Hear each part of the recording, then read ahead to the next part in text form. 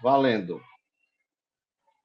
Boa noite, sejam bem-vindos mais uma vez. Boa noite, boa tarde, bom dia. Não sei que horário que a gente está sendo veiculado ou que você está vendo agora. Seja bem-vindo mais uma vez aqui nas Reflexões Espíritas, um olhar filosófico sobre o espiritismo, o espiritualismo e tudo que a gente tem no além-vida. Eu, Diogo Rocha, estou acompanhado aqui pelo meu colega Anderson Oliveira e a nossa colega também, Ana Rogéria Feitosa de Moraes. E a gente vai falar hoje, na verdade, o episódio vai ser um pouquinho diferente dos outros.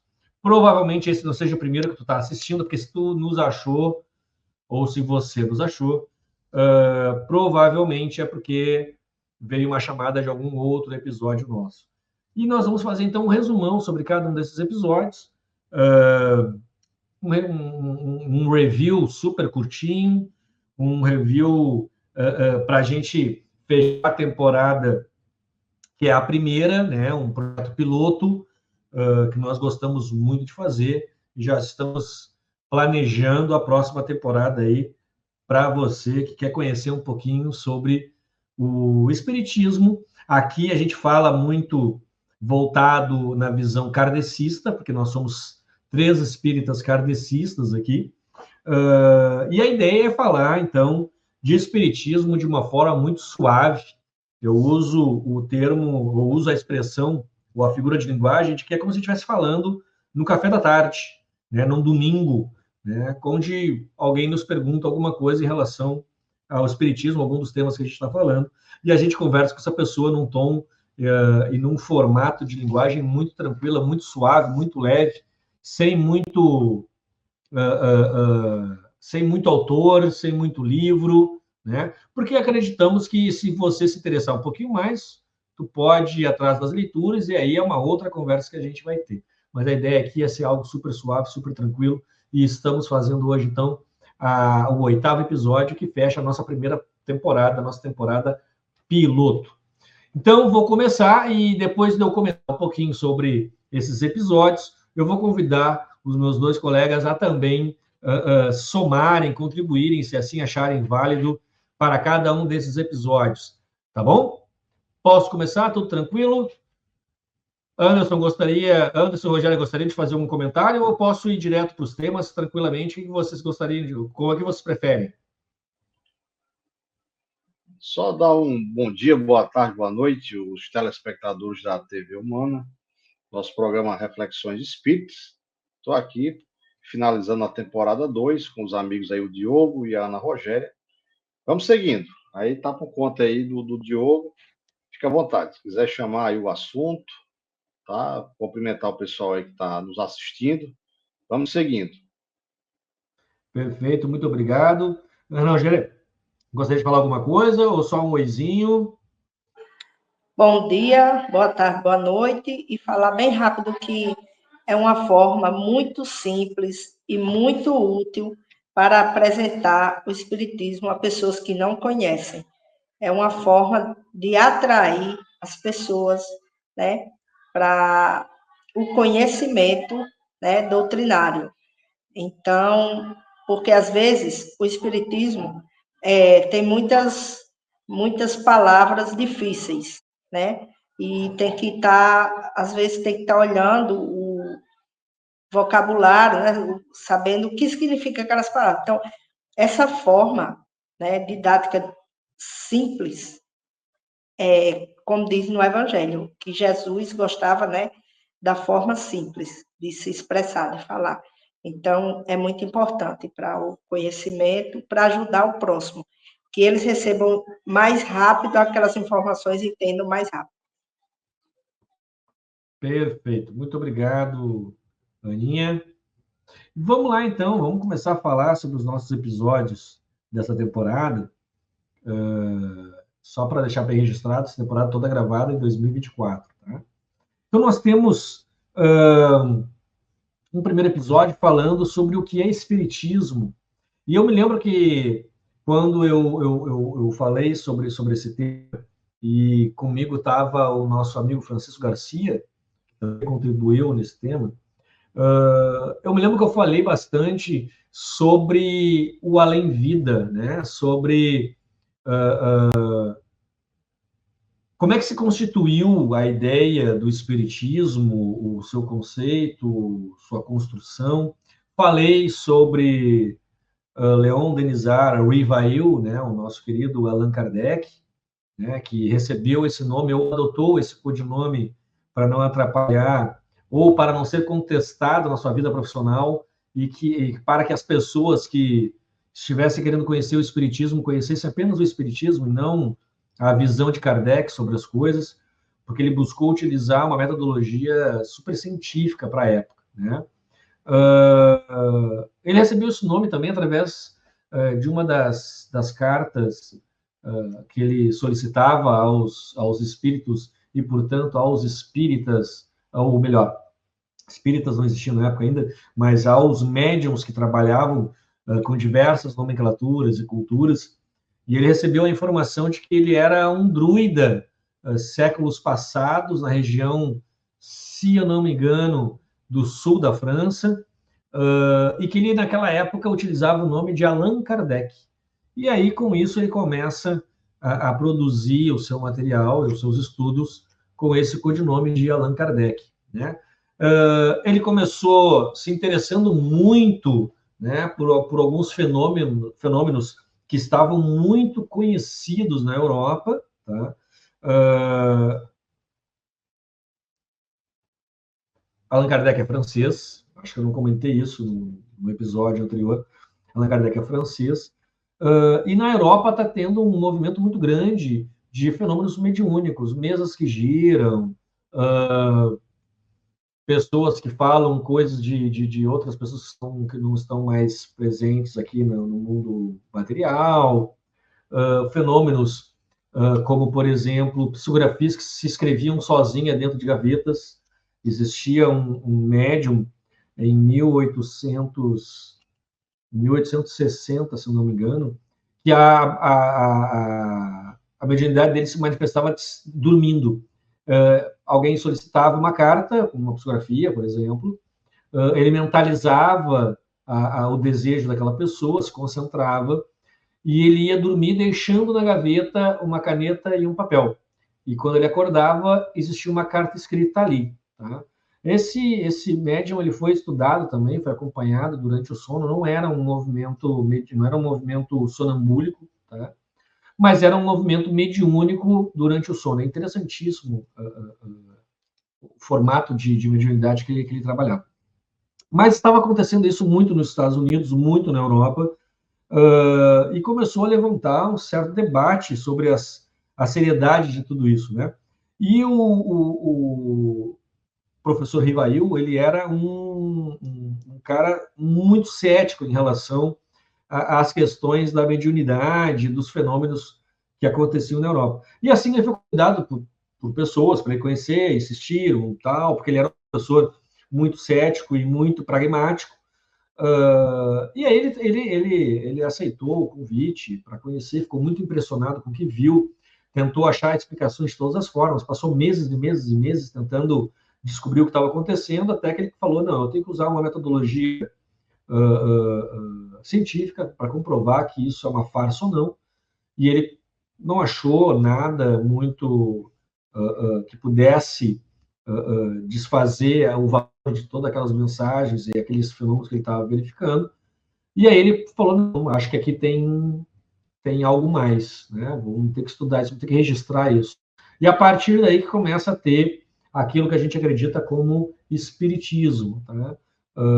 Que tem no seu cerne o slogan daquele que veio para enxugar as lágrimas, né? Aquele não um indivíduo, obviamente, mas sim um movimento, né? O espiritismo ele é um movimento, antes de tudo, né? E a partir daí começa a se estruturar, a gente tem a construção das obras básicas, a gente tem a gente tem uma série de milhares e milhares e milhares de obras psicografadas.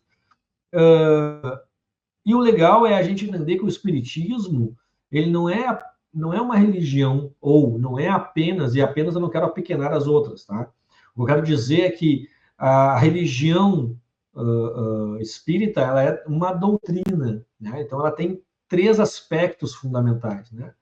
A doutrina espírita é uma doutrina, pois é uma filosofia de vida, ela é uma religião e ela é uma ciência. Isso quer dizer, o espiritismo, ele aplica o contestamento e as metodologias científicas o tempo todo dentro da própria doutrina. Então, se existe um fenômeno, como aconteceu muito nos anos 70 e 80, que era o estudo daquelas estações chiadas que tinha na TV e a busca por formas com mensagens mais nítidas, isso pode ser feito de forma amadora, por amadores, apenas por uma brincadeira de curiosidade, mas o espiritismo, para comprovar aquele fenômeno, ele utiliza metodologias científicas, ele busca os profissionais que contestem e tenham condições de cientificamente comprovar ou não aqueles fenômenos, né? Então, o espiritismo também se vê como uma ciência, e aí uma ciência muito pragmática, muito pautada no empirismo, né?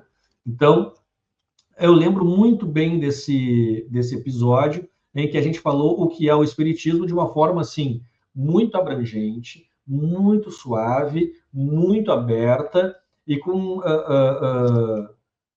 a intenção apenas de matar a curiosidade daquelas pessoas que ainda não conhecem o espiritismo ou têm uma visão sobre o espiritismo um pouco diferente do. Então, meu amigo Diogo, eu tive a oportunidade de ver o episódio, o gravado, né? Eu tive a curiosidade de pegar os registros e, assim, eu vou resumir em poucas palavras. Você falou muito da fagulha, da centelha da humanidade, e eu vou falar uma frase que eu gosto muito. De onde viemos, né? Do pó, e para onde iremos, que é o pó. Do carbono, tudo se transforma e se volta para o carbono. Então, é mais ou menos esse o entendimento da fagulha inicial que você falou aí. Vou só complementar em cima de onde viemos e para onde iremos, né? Tudo se transforma, tudo se modifica, tudo se cria, né? Mas a gente volta àquela coisa orgânica que é a nossa origem, né? Que é o pó, é o carbono. Então, essa é a minha contribuição em cima do episódio 1. Aninha, gostaria. Ou, se tu preferir, eu passo direto para o próximo episódio.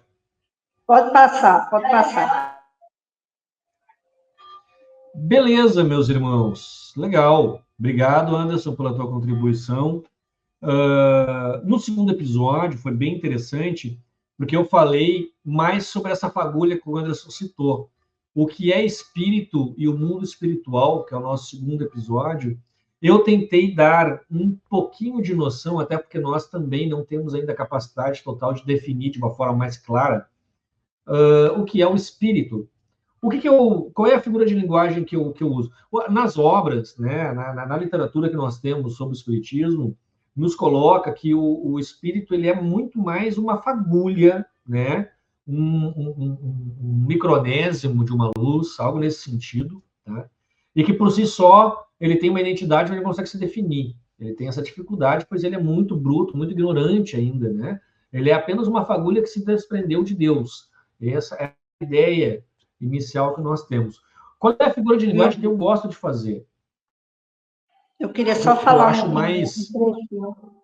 Eu queria só falar um trechinho. Por favor, Aninha. Que eu acho aqui. Porque tem a ver com essa sua fala, né, sobre o espírito. Que a gente sabe que Jesus disse que se me amais, guardarás os meus mandamentos. E eu rogarei ao Pai, e ele vos dará outro paráclito, para que fique eternamente convosco. É o Espírito da verdade, que o mundo não pode receber, porque não o vê nem o conhece. Não mas estou vós o te ouvindo. conhecereis. Está picando a voz. O Espírito da verdade que Jesus prometeu, que vem, né, que o Pai vai dar, Para né, enxugar as lágrimas. para que fique eternamente conosco. No caso, convosco, como ele falou.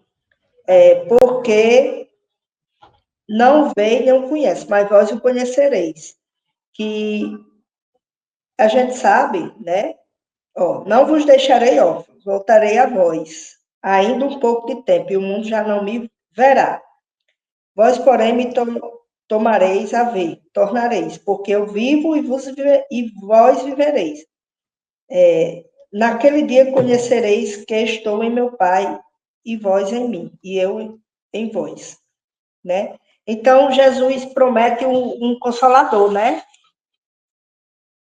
Consolador prometido, um paráclito, um novo paráclito que vai dar continuidade, né, ao que ele plantou, né? Mas não naquele tempo. Só isso. Obrigado, Aninha. A analogia que eu gosto de fazer em relação ao espírito, na ideia em que ele é uma fagulha e, portanto, ele é dificilmente limitado ou entendido, porque ele ainda é algo muito pueril, muito.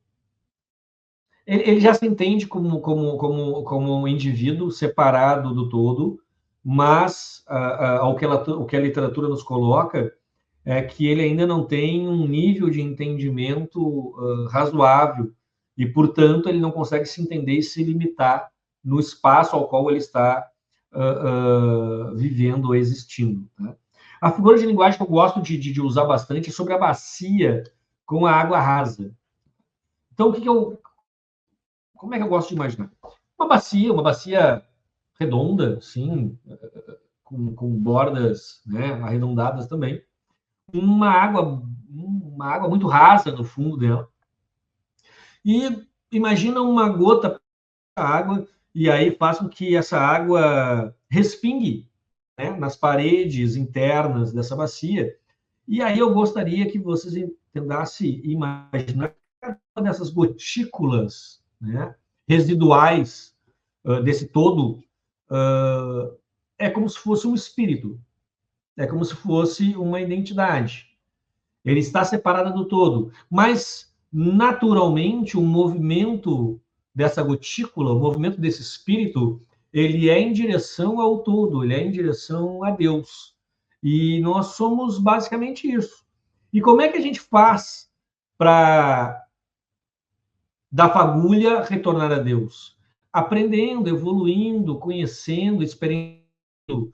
E para isso, Deus desenvolveu o mundo material, né? O mundo material ele é uma escola para a nossa verdadeira vida, né? A nossa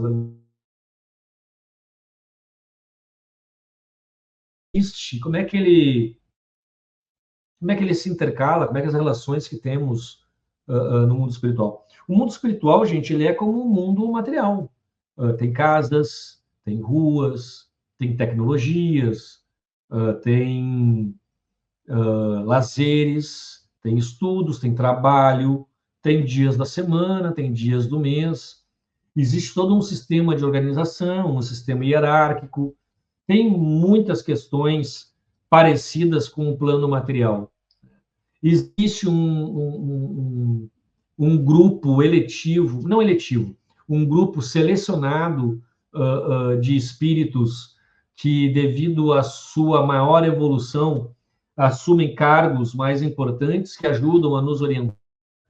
Existem ministérios onde são decididas questões daquele grupo coletivo no plano espiritual.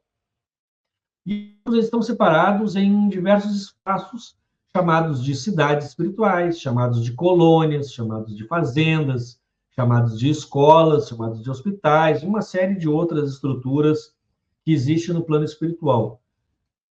Quer dizer que o plano espiritual não é uma coisa só? É isso mesmo, o plano espiritual não é uma coisa só. O plano espiritual ele é tudo isso ao mesmo tempo, não geograficamente limitado. Então, ao mesmo tempo que aqui é em outro lugar também, pois a geografia é algo limitada à matéria, e não ao plano espiritual, a outros níveis de energias e de construções, né?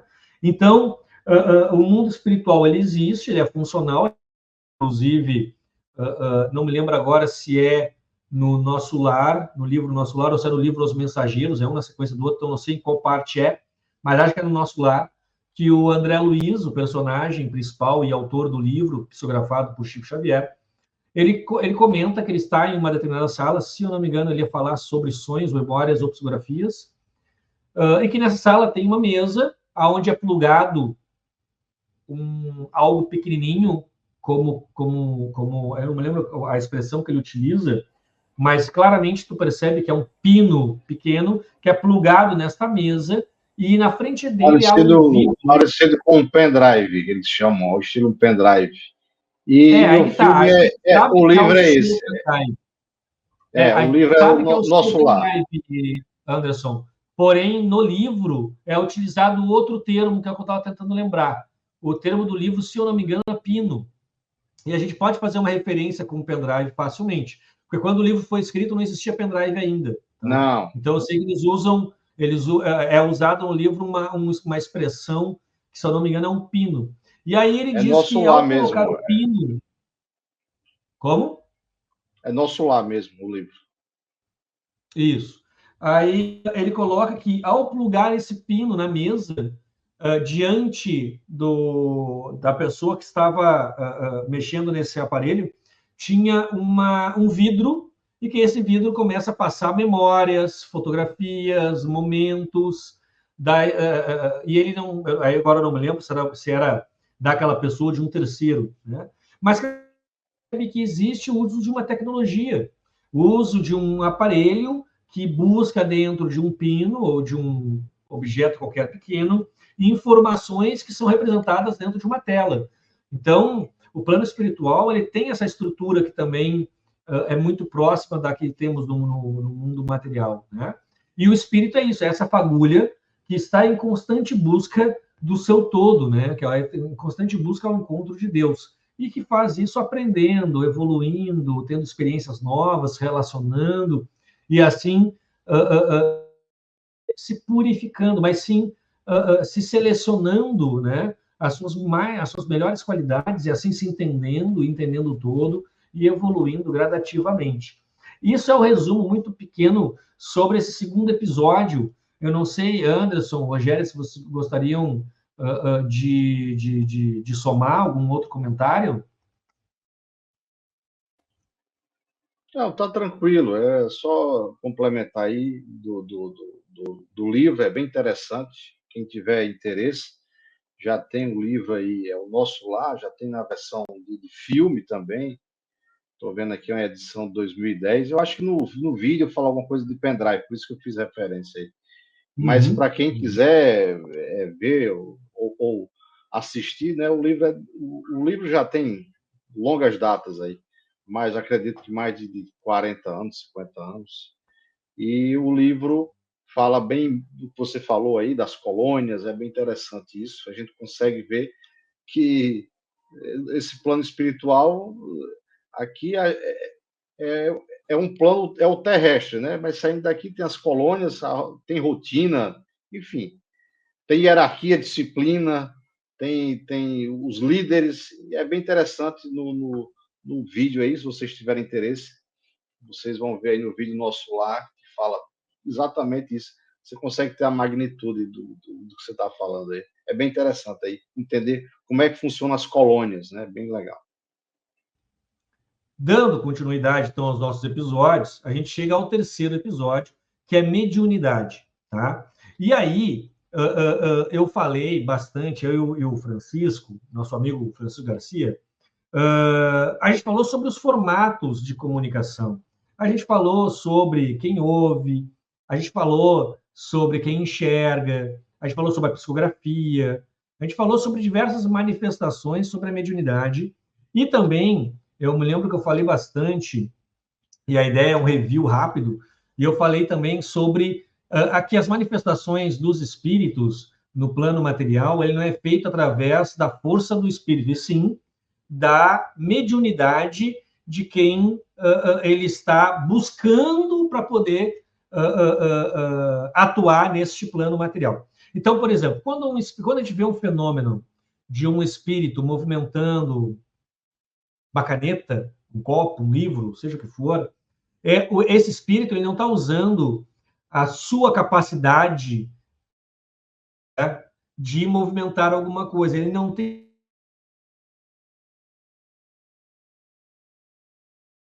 que ele utiliza? Ele utiliza do fluido animalizado dos encarnados, e a partir dele, a partir da mediúnica daquela pessoa que está ali, ele consegue manusear essa emanação, e a partir do manuseio dessa emanação, ele consegue produzir fenômenos com sons, fenômenos com imagens, fenômenos com movimento. Aí tem diversos formatos de manifestação mediúnica, tá? Então, basicamente, é esse o terceiro episódio. Mediunidade é algo que o Espiritismo gosta muito de trabalhar, principalmente o Espiritismo kardecista. Nós praticamente colocamos em todos os setores do trabalho da Casa Espírita algum formato de mediunidade em ação, nem que seja a inspirativa no momento de dar uma orientação num atendimento fraterno, por exemplo. Então, existem diversos formatos e ele acontece em todo o trabalho espírita ou na gigante maioria dos trabalhos das casas ou dos institutos espíritas, conforme for. Tá? Anderson, gostaria de contribuir com alguma coisa em relação à mediunidade? Eu queria contribuir em relação à mediunidade. Foi o que me chamou a conhecer a doutrina.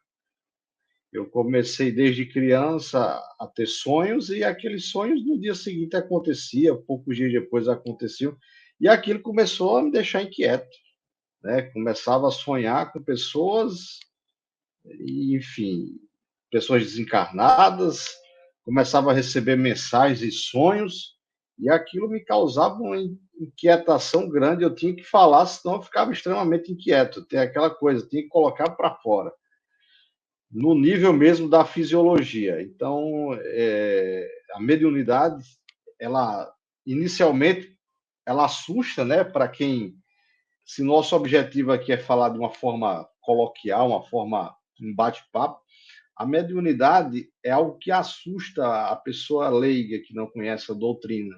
Mas a mediunidade é para ser vista como um dom divino, né? A mediunidade, ela existe para a gente evoluir, para a gente crescer, para a gente ajudar o nosso irmão, para a gente se ajudar também.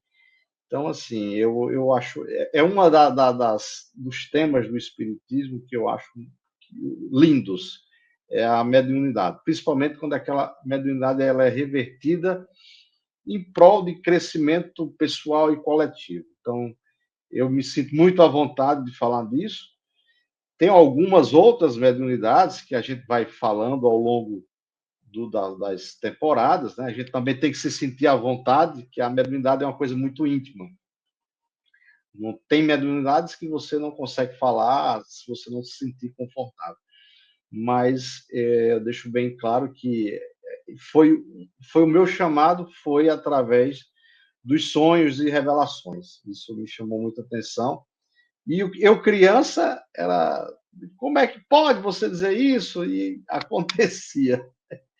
E isso me deixava inquieto, e fui buscar a doutrina como uma explicação, né? Mas era essa a minha contribuição em cima da mediunidade. Eu acho que merece um episódio só sobre isso. Que ótimo. Aninha, gostaria de contribuir? Passamos para o próximo episódio. Pode passar para o próximo. Obrigado. No quarto episódio, a gente conversou um pouquinho sobre como as pessoas lidam com a morte. E aí eu me lembro que eu falei de algumas culturas, falei sobre algumas religiões, eu me lembro que eu falei sobre o candomblé, sobre o catolicismo. Se eu não me engano, eu falei sobre o judaísmo e não me lembro se eu falei sobre budismo, mas também seria interessante. Bom, em suma, a ideia desse quarto episódio foi falar um pouco sobre as culturas e como elas se encontram em determinados vieses, como o lamento, ao mesmo tempo que rola a festividade e a homenagem pela memória. Falei sobre o luto, sobre a dor, né? E falei, inclusive, que é através desta passagem, né, do plano material para o plano espiritual, que traz muitos espíritas, muito público, muita pessoa que quer conhecer o espiritismo, que vem através das dores. E eu me lembro que eu usei essa expressão que a Aninha falou agora há pouco também, sobre o enxugar as lágrimas, né? Pois o espiritismo se propõe a ser o Consolador prometido lá, né, predito por Jesus em seu tempo, né? Então, nós viemos com o objetivo de enxugar as lágrimas, né, das dores, da falta de entendimento, né, da falta de orientação, colocar para algumas pessoas um formato de sentido para o que elas estão tendo, passando ou sentindo, né? Assim como falei também, e aí eu vou convidar o Anderson e a Aninha a resumirem também os seus comentários aos outros episódios, porque eu vou falar dos episódios e a gente comenta no geral, vocês peguem tudo e façam um comentário para a gente não ultrapassar muito o nosso tempo, tá? Porque tudo se conecta a partir deste episódio, tá? Então, primeiro, como as pessoas lidam com a morte, aí eu falei sobre várias culturas, falei do candomblé, que faz festas, essas coisas todas, e aí a gente passa para a perturbação, e aí eu fico muito feliz que daí é o nosso primeiro episódio, nós três, e eu me lembro da contribuição de vocês, adorei, que eu falei que as perturbações é algo natural do ser humano, eu falei que é tudo aquilo que nos tira do conforto, que a perturbação é um convite ao novo aprendizado, ao convite à paciência, um convite à escuta, né? E que é através do estudo, do entendimento, que a gente consegue entender essas perturbações e aproveitá-las como ferramenta de ensino, de aprendizado e de novas experiências, né? E também, aí a gente vai conectar esses 3 episódios, eu vou abrir para vocês, e como a vida, como as pessoas lidam com a morte, perturbações e vida após a morte, que vocês também participaram dessa conversa. Se eu não me engano, nesse episódio, a Aninha não pôde participar, né? A Aninha participou do 7º, não participou do 6º, ou não participou do 6º, participou do 7º. Mas é algo nesse sentido. Acho que a Aninha não pôde participar. Onde a gente falou sobre como é, o que a gente faz. E eu falei que a gente trabalha, eu falei que a gente convive, eu falei que a gente estuda, que a gente atende as pessoas, que a gente cuida de quem a gente gosta, que a gente se sacrifica também, que a gente também tem estresses, que a gente também tem algumas frustrações, a gente também tem amores no plano espiritual, mas a vida do lado de lá, ela tem outros conceitos. Por exemplo, a gente não consegue hoje ter uma ideia de como seria a nossa vida sem dinheiro, por exemplo. A gente não tem como ter uma ideia disso. A gente pode conjecturar aqui tudo que a gente quiser, mas tudo que a gente racionalizar, ela parte da existência ou do entendimento de mundo com o dinheiro. Então, no plano espiritual não tem dinheiro. Não é assim que as coisas se dão no plano espiritual, né? Então, é difícil a gente entender, mas para a gente entender um pouquinho próximo, né, do que pelo menos é o entendimento do espiritismo kardecista, dá para se imaginar que é um mundo como o nosso, onde tem ruas, prédios, tem trabalho, tem estudo, tem escola, tem hospital, tem tratamentos, tem terapias, tem profissionais que atendem de uma certa forma, só que ele não é profissional, porque tu não recebe por isso, né? Então, são vocacionados, achei a palavra boa aí, são vocacionados para certas funções, certos trabalhos, e com isso todos nós partilhamos de um mundo e um conceito de existência muito diferente do que a gente entende aqui no plano material hoje, né? Então, Aninha e Anderson, eu falei um pouco sobre como foi o episódio 4, como as pessoas lidam com a morte. O episódio 5, falamos sobre a perturbação, sobre perturbações. E o sexto, onde a gente fala como se dá a vida após a morte. Gostariam de contribuir conosco? Pode falar, Aninha. Eu vou dar a vez aí para a dama do programa. As pessoas, hoje, elas já aceitam, né? Cada pessoa tem o seu entendimento da sua forma, da sua religião. Mas a dor é inevitável, né? A perca, como as pessoas chamam, do ente querido, mas elas sempre acreditando que eles, né, vão para a morada do Pai, o reino de Deus, de acordo com a sua filosofia.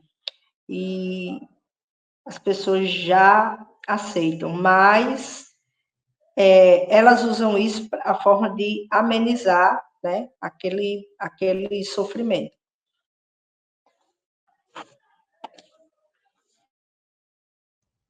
Obrigado, Aninha. Anderson? Diogo, tá tranquilo. Você resumiu bem aí, a gente já está praticamente com o tempo estourado, né? Eu só quero deixar registrado que quando a gente se encontrou, né, o quinto, sexto, sétimo e oitavo episódio, né, que está sendo agora, o nosso encontro aí foi os três mosqueteiros, né, a tríade da aliança. Mas, meu amigo, se tu vai te despedir, tem que esperar um pouquinho, porque eu vou falar do 7º episódio ainda. Não vou me despedir, não. Estou falando do encontro que a Tá. gente teve dali do quarto e diante, né? Então, assim, do quinto, na verdade. A sensação que eu tive é que a gente tinha muito que contribuir naquele momento, né? Então, a Aninha falou bem aí da vida após a morte, que cada um tem o seu entendimento, tem sua maturidade, e assim, é muito delicado porque isso é uma coisa intrínseca, né? Cada um tem tem os seus valores, tem as suas crenças e ela reage de uma forma diferente. Falamos um pouquinho da importância da caridade, do amor, também são temas bem suaves. No último episódio a Aninha não pôde participar, mas a gente conseguiu seguir adiante, eu e o Diogo. Então, essa nossa temporada primeira ficou com essa nossa participação especial no final, mas a gente pretende ter novos episódios com a temporada 2, aí eu vou deixar o Diogo assumir, que aí a gente vai finalizar aqui com algumas dicas, né, com alguns insights do que vai vir aí pela temporada 2. Aninha? Pode falar, meu amigo Diogo. Posso tocar para o próximo episódio? Toca. Tá ótimo, tudo bem. O 7º episódio, que foi o último episódio com um tema específico, porque depois o 8º é esse que nós estamos gravando agora, a gente falou sobre a importância da caridade. E aí eu gosto muito de salientar uma frase, e acho que ela é muito emblemática, e ela resume muito o Espiritismo. A gente acredita muito que fora da caridade não há salvação. A ideia de que o mundo em que nós estamos ele é imperfeito, ele é incompleto, e nós temos que agir a partir disso como responsáveis por ele, agradecendo a Deus e a Jesus por tudo que nos deram e nos proporcionaram para aprender, e que faz parte da naturalidade deste planeta e do momento em que vivemos, existir pessoas em níveis de entendimento material, de identidade, muito diferentes uma das outras. E com isso, algumas pessoas necessitam de apoio muito mais que outras. E eu não estou falando que, ao partir do momento que a gente faz caridade, nós não precisamos. Não, nós também precisamos de caridade. Talvez aquela pessoa que tem uma condição financeira boa, ela vai precisar de uma caridade nacional. uma caridade de um ouvinte, ou uma caridade de alguém que queira dar apenas apoio, ou a caridade de ganhar um pouco mais de tempo com as pessoas que amam. Mas, independente de tudo, a caridade sempre é um motor evolutivo deste planeta e do nosso nível evolutivo. Então, a importância da caridade para o espiritismo, ela é fundamental, gigantesca e, por que não também dizer, talvez absoluta. Ela é muito, muito, muito importante. Através dela é que o mundo e nós evoluímos uma caridade material, uma caridade de tempo, uma caridade de ouvinte, uma caridade de palavras, de abraço, de afeto, de apoio, de palavras positivas, de energias positivas, de um bom dia bem dado, de um sinto muito verdadeiro. Então, a caridade ela é a base do que a gente entende como o caminho a ser percorrido para evoluir. A caridade, ela é a maior demonstração de amor que nós podemos ter para com os nossos irmãos.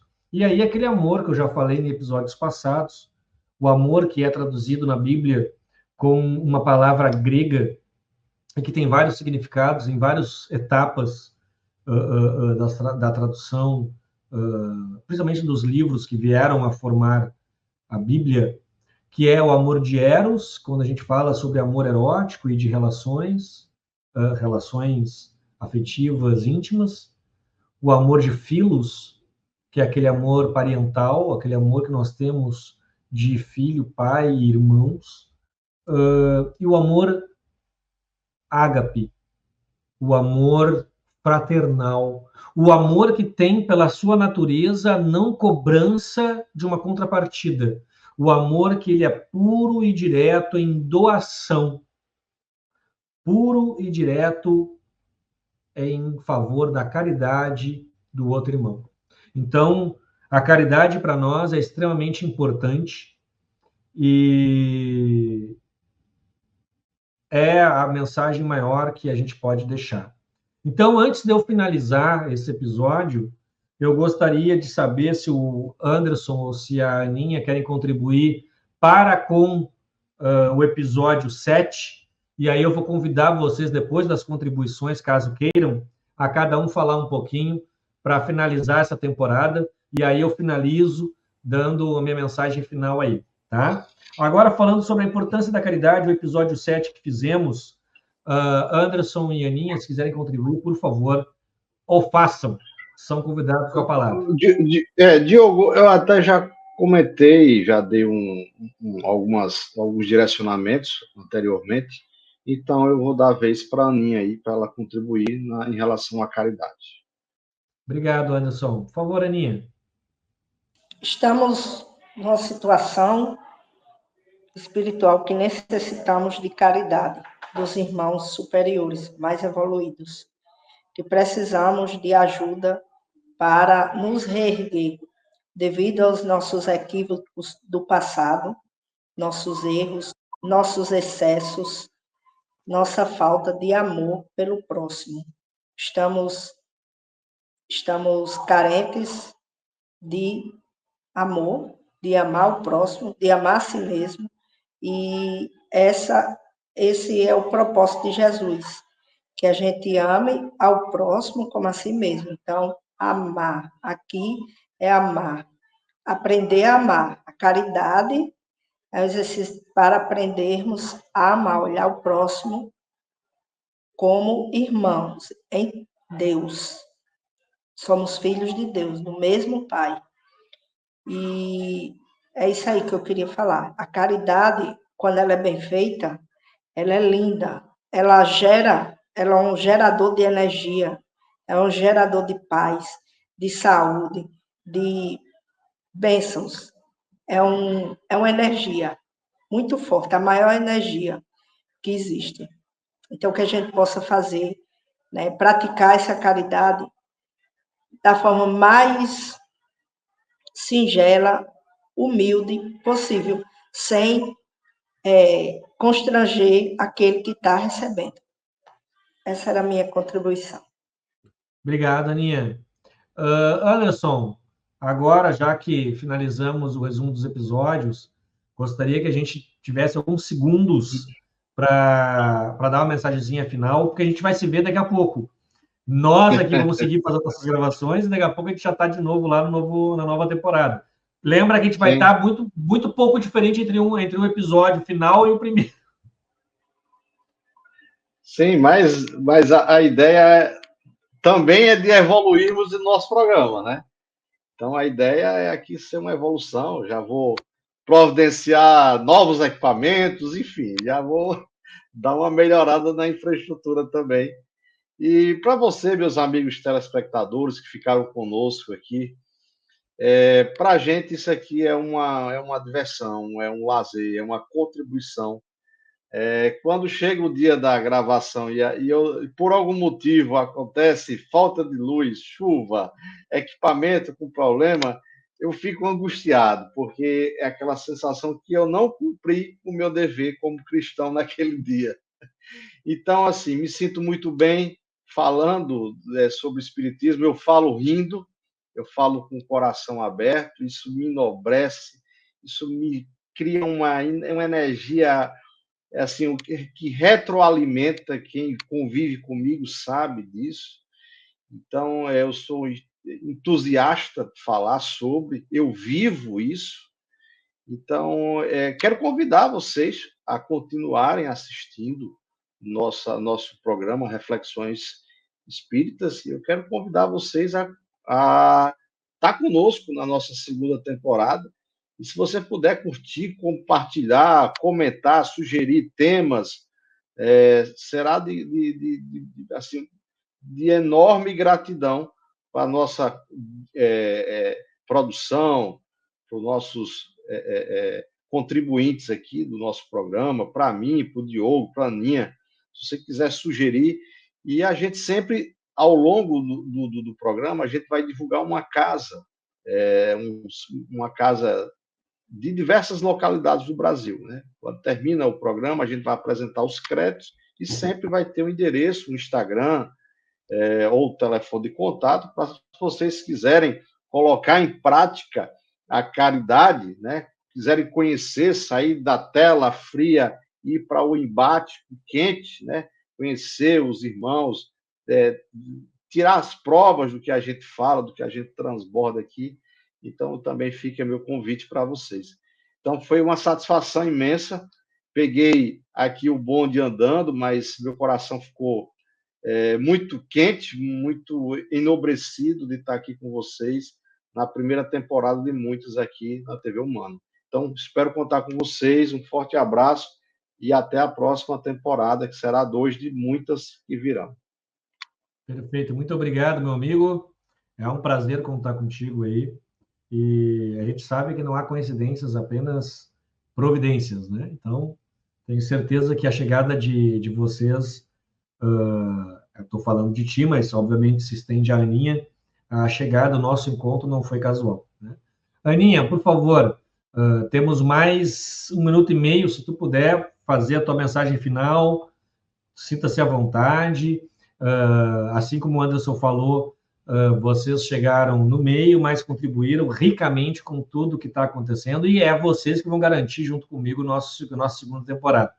Então, por favor, Aninha, tua mensagenzinha aí para deixar para a galera, para a gente fechar essa primeira temporada. Como é que... o que tu gostaria de deixar de mensagem? Que busquemos evoluir todos juntos, que nos melhoremos, que ajudemos uns aos outros, aqueles que querem realmente ajuda, porque a gente não pode ajudar sem o outro querer. E quando o outro não quer, a gente pode ajudar de longe, fazendo preces. Ore pelo irmão que no momento está sem luz, que está perdido no caminho, a ovelhinha perdida que Jesus falou. Tem a ovelha perdida, mas Jesus disse que nenhuma vai ficar perdida.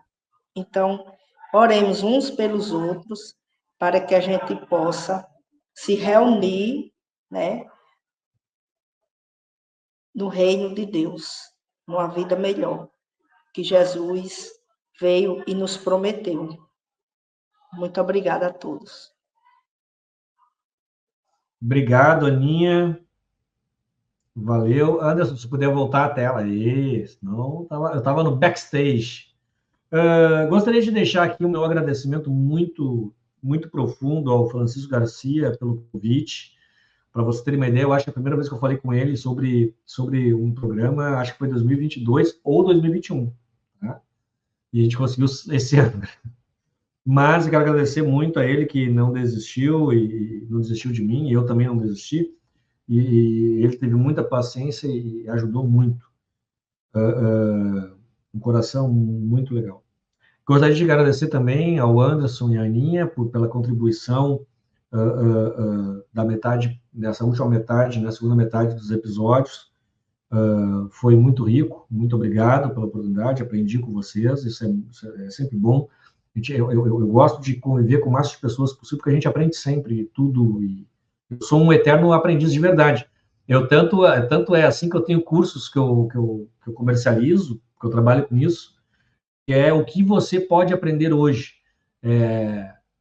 Como você aprende, são questões que eu gosto muito de trabalhar, porque eu sou um cara que gosta de aprender muito o tempo todo de verdade. Eu sou um cara que o aprendizado ele é uma rotina eterna para mim, e conviver com vocês nesse período que a gente teve foi muito enriquecedor e tenho certeza que os próximos serão ainda maiores. Né? Gostaria de agradecer também a estrutura da TV Humana, que tem uma natureza maravilhosa, e gostaria de agradecer a vocês que acompanharam a gente, ou que estão vendo agora, a conhecer um pouco mais, né, o Espiritismo. Gostaria de agradecer vocês por dar alguns minutos do teu tempo para escutar o que a gente está falando aqui. A gente lida isso como uma missão de vida, a gente lida isso como uma contribuição, a nossa contrapartida a todo o amor que a gente recebe dessa doutrina, de Deus, de Jesus, todo e qualquer espírito consolador, orientador, mentor que venha nos auxiliar. E gostaria muito de deixar essa palavra final, assim, ágape, né? O amor fraternal, o amor verdadeiro, que não espera e não cobra nada em troca. Então, a todos que tenhamos cada vez mais amor, esse tipo de amor em nossas vidas. Muito obrigado. Ágape.